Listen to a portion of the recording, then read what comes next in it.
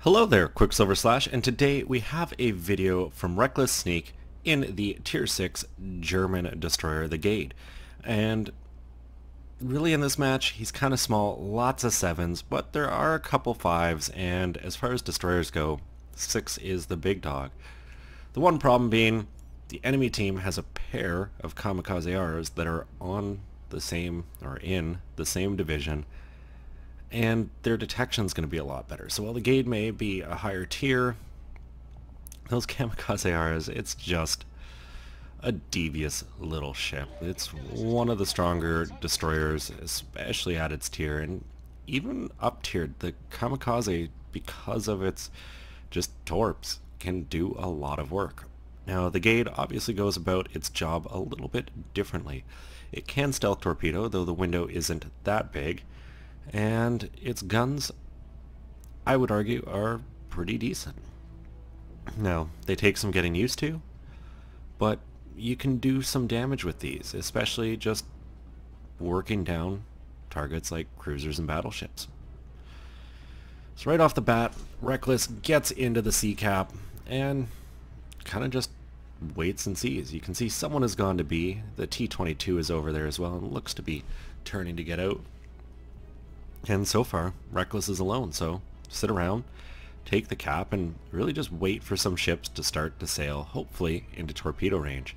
And this Congo looks like they may be the first to do so, and you can see Reckless even kicking it into reverse, try to close that gap a little more as the Congo reverses. Unfortunately, ship's head continues to turn, and that's taking the Congo out of range, removing that as an option.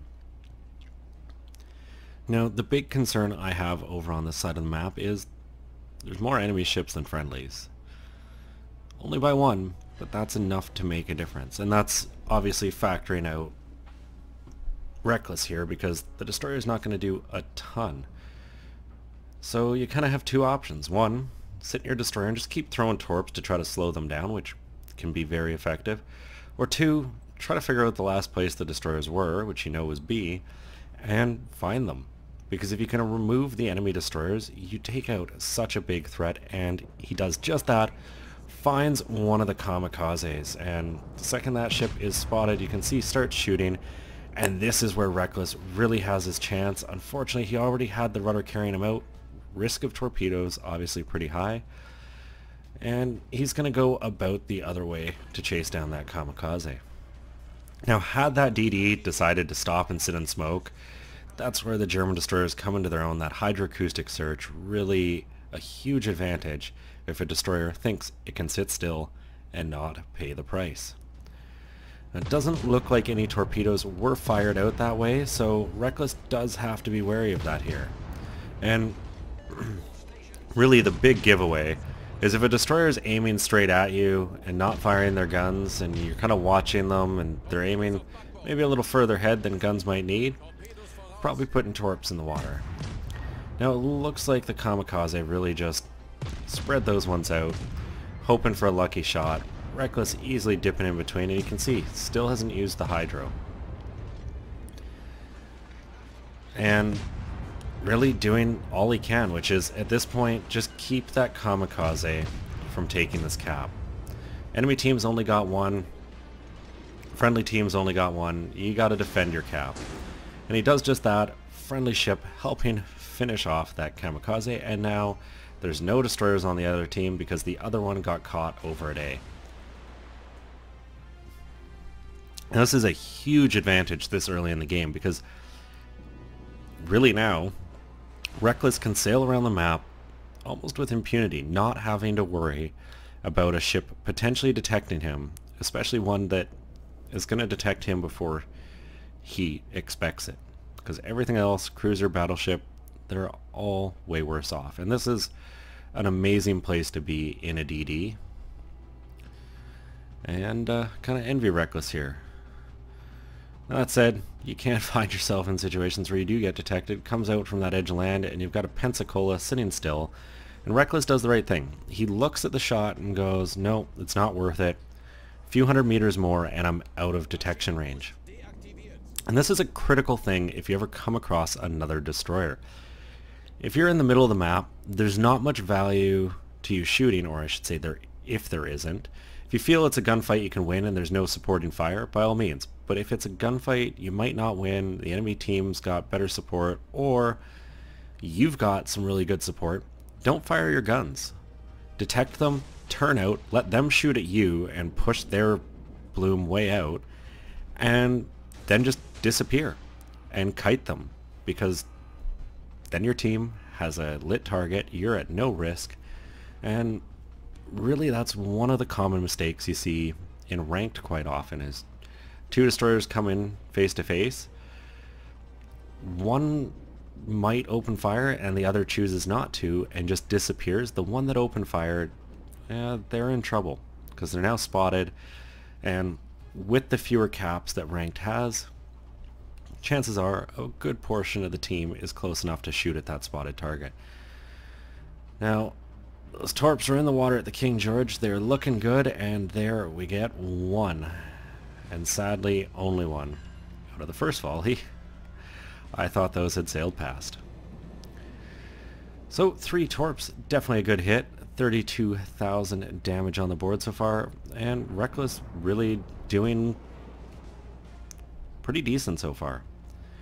They're 6.5 minutes in, just about 33,000 damage on the board, and he's getting over to secure another cap. And this is obviously a huge role destroyers have, particularly when there are no enemy destroyers. You can really control a game just by stealthily rotating between the caps and just keeping your team ahead on number of points held. And it, as the game goes on, will force the enemy team to become more and more brazen and risk-taking in order to try to close that gap. And I saw this in clan battles, you see it in ranked, where almost too much of the game has gone by for the other team to react, and you can just fall into a completely defensive position and wait for them to sail straight into your trap. And well, so far, it looks to be working. The one thing that really worries me about Reckless's team right now is they're all sitting in the middle of the map with 2 decent chunks of enemy fleet on either side.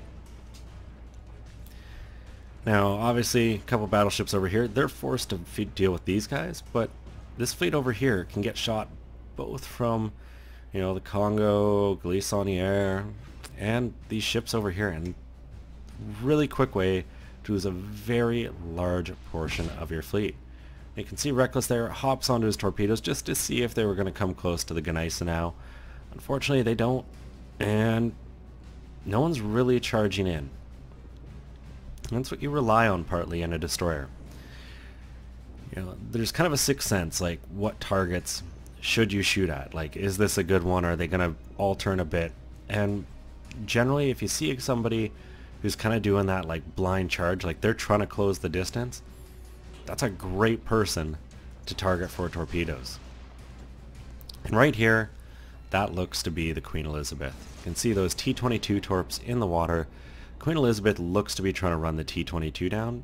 You can safely guess she's going to sail in a pretty straight line, especially since those T-22 torps are on the bow. So, launches both sets of tubes and then just turns out. It's going to play out however it plays out, and right now it's critical to just maintain a good map position to react. Their team is starting to vanish, but so is the enemy team, so things are looking half decent. And while the smoke on these things may be pretty horrible, it's enough to do something. One of those torpedoes connecting with the Queen Elizabeth, she slowed down enough that most passed in front of her. Little unfortunate, but still a good chunk of damage. And, well, the guns are going to have to speak now because torpedoes are on reload. Now, I'm feeling bad for this Julio Cesar because he's screwed. Gneisenau, that close. Don't see a lot of ships getting out of that. Now this enemy Gneisenau is maneuvering really hard, and I suspect that is she expects there to be torpedoes in the water. And really it is what you would expect. Unfortunately, Torps were already fired at the Queen Elizabeth and only just reloaded. Which gonna spell a bit of disaster for this Gaede now, as stuck sailing straight into that volley. Reckless picking up a kill, and a crucial one at that. Things are still even. It's 4-on-3 right now. I've got a good point lead. The Queen Elizabeth got dealt with, so 2 destroyers, but it's safe to say the friendly QE, she's probably going to go down. Congo chasing her. Nuremberg working her down too. Not a lot of hit points on the board. British battleships may have a great heal, but that rate of fire, you're just not overcoming. So now it's 2-on-2, and we're about to really see the strength of destroyers late game. And this is why it's so crucial to keep yourself alive to late game. Don't throw yourself away early trying to chase a kill that looks easy, because they never are. Keep yourself alive to the end, because what's a battleship and cruiser going to do? If they had radar, it's a little different story. They could figure out where the DDs are a little easier, but the Congo, while fast, isn't that fast. And, well, the Nuremberg, kind of the same situation. Hydroacoustic search, but is going to have a hard time running a destroyer down. So they're losing C, but they're going to get A here. And that's all you need. Just keep 2 of the caps. Unfortunately, the Nuremberg goes for B. And this is the right play by the enemy team. If you're ever late game against a pair of destroyers, get cap dominance. So just make sure you're in possession of at least half of the caps if there's 4, but, you know, ideally more than that. Force the destroyers to come to you. Too many times I've seen, like, this Nuremberg, oh, A is getting capped, would have sailed around, tried to charge into A. It's a really quick way to die. Instead, made the smart play, is getting Bravo and really forcing the hand. Now, Reckless and his buddy in the T-22, they're ahead on points. It's a decent lead too, like long enough to be able to deal with one of these ships. And this is where splitting up can work really well. The T-22 should get into a position to get B. Meanwhile, Reckless can get into a position to, say, get C. And then whichever cap the enemy team is defending, the other one just, you know, at this point, the T-22, he sees pressure, he should turn out and just start kiting. Meanwhile, Reckless can just charge across the map, get in behind, and get another cap. And this just reverses the team position. So now the enemy team is going to be stuck in the middle, destroyer on each side, and they're going to be forced to pick a direction to force out into, and they'll be met with torpedoes. So the T-22 so far, it's done the right thing. Launched its torps, and it's just getting out of there. You can see he looks to be spotted. I'm guessing he shot, though it's hard to say. And, well, first set of torpedoes, they miss sadly. But gets another set in the water and gets away with his life. So now both these enemy ships, their attention's focused. They're staring, they see red. They want to get this destroyer. A perfect chance for Reckless to get some torps in at this Congo. Now these planes almost give us position up, getting dangerously close to detection, and the Congo does momentarily detect him. And that's unfortunate, because if the Congo kept sailing straight, that would have been some big damage. But now being spotted, you've got to wonder, what's this Congo doing? He knows what you're doing. You can't see him. And the T-22 coming into the open somewhere to provide vision would really help here, but you can tell he's thinking about other things. The Nuremberg's charging in. He's thinking, you know, I gotta defend this cap. Also a valid move. Fortunately, Reckless has smoke, is able to go dark.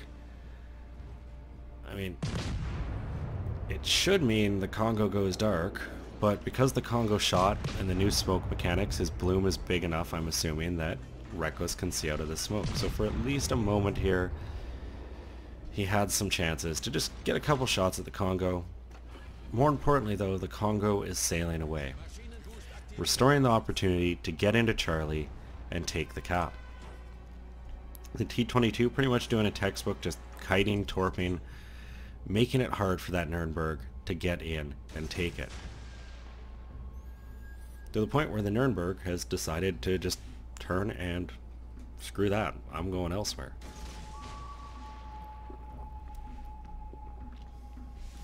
Reckless gets his Peds into the water, and it is time to get to that cap. Because with the Nuremberg charging down, he may not have enough time to take it. You'll also notice the enemy team is now ahead on points. And this really forces the issue of gotta do something to get back into the dominant position as far as points go.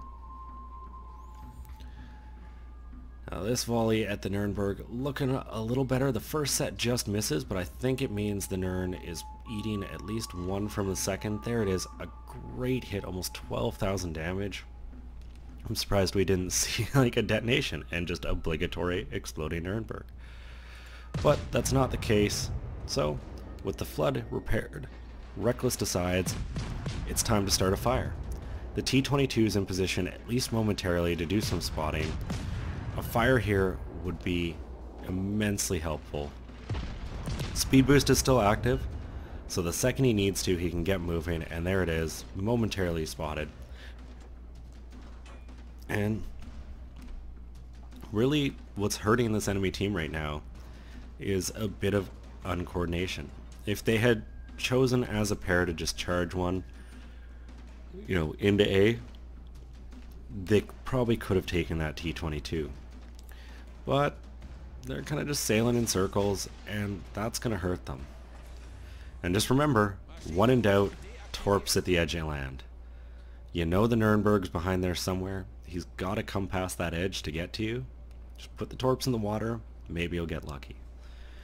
And the second he gets this cap, he wants to be gone, especially since the Nuremberg just got him detected.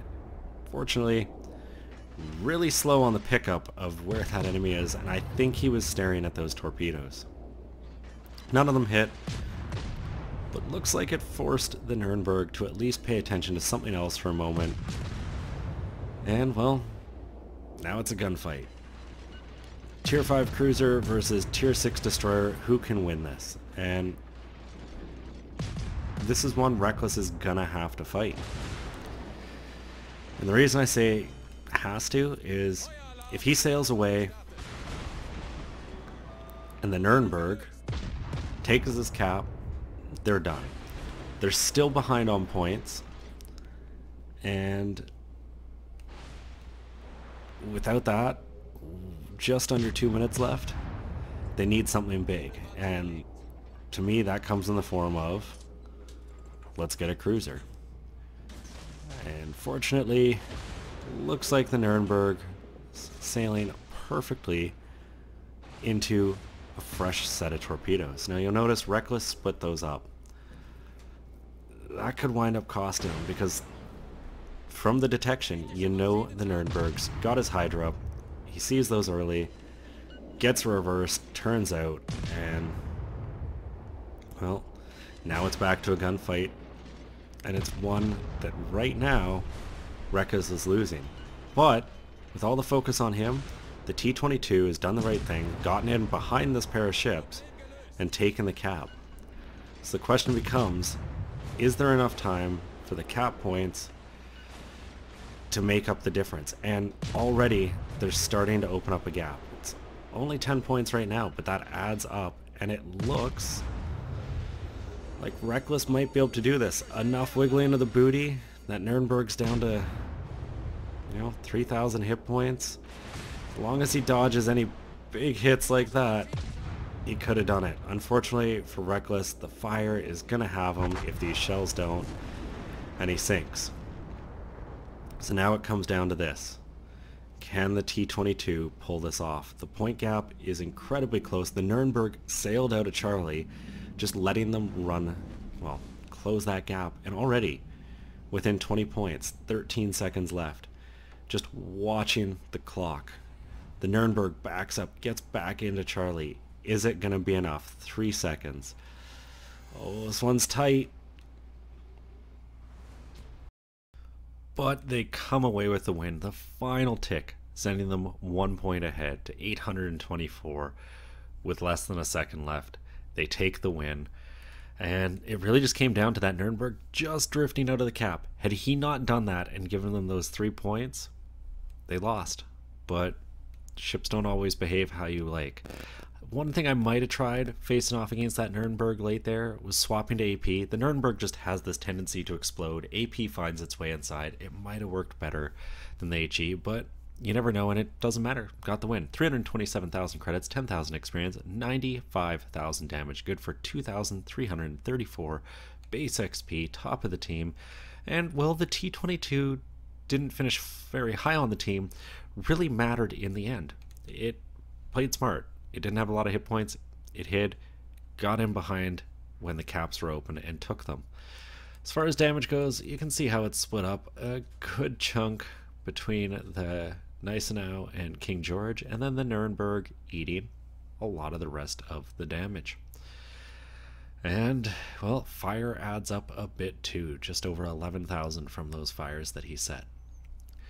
End of the day, took home 206,000 credits, 10,000 XP. You can see the little bonuses there quickly adding up.